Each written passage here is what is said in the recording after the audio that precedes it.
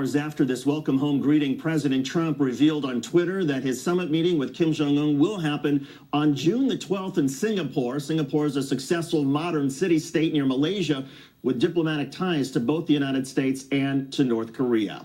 Let's bring in our senior Washington correspondent, Dan Raviv. And Dan, just how big a deal is the return of these three Americans from North Korea?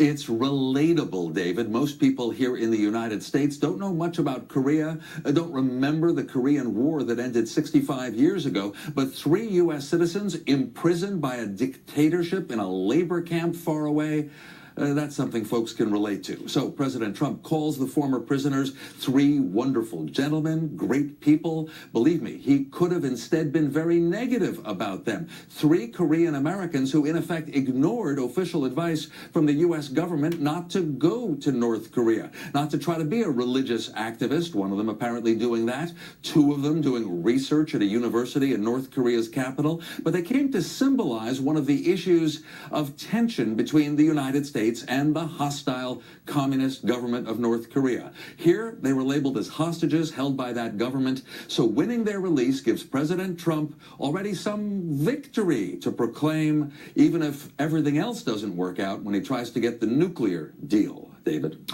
Dan, Secretary of State Pompeo and Kim Jong-un seem to have an exceptionally amicable relationship. Is that perhaps part of what is driving the Trump White House optimism about the summit that's coming in June? Information from Pompeo, many CIA veterans have told us here at I-24 News that America has very little intelligence information about North Korea's leadership.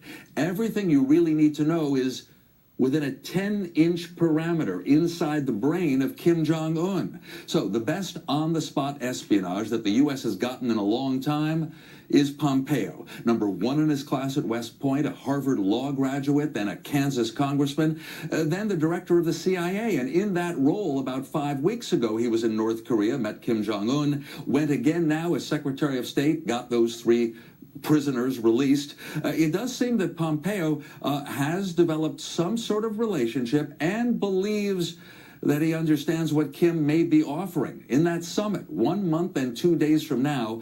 Whatever Pompeo told President Trump, it was enough for Trump to act very upbeat, as though there are excellent possibilities for a deal. And by the way, U.S. officials are hinting that money and food, some form of prosperity, could be offered to the North Koreans. Kim, I'm sure, would be going for security guarantees that he and his family will never be attacked or overthrown.